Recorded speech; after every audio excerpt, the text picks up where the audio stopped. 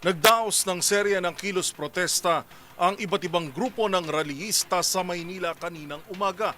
Kaugnay ng tumitinding kahirapan sa bansa, kasabay ng International Human Rights Day. Panawagan ng mga rallyista, mag-resign na ang presidente at vice-presidente. Magbabalita si Boy Gonzales.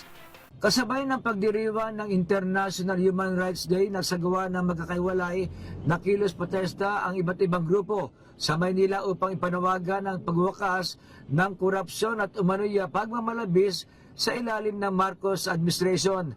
Pinangunahan ng Philippine Alliance of Human Rights Advocate o para ang protesta sa bahagi ng Espanya Boulevard.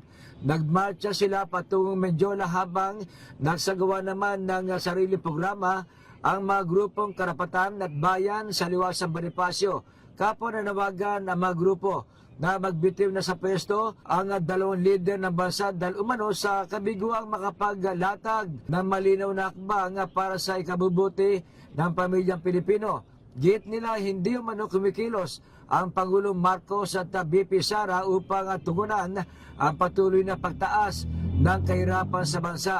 Iginit din ng mga realista na hindi natuldukan ang umano'y pang-aabuso at paglabag sa karapatang pantao ng ilang opisyal at lider ng pamahalaan dahilan upang marami ang patuloy na umaalma at sumasama sa mga kilos protesta.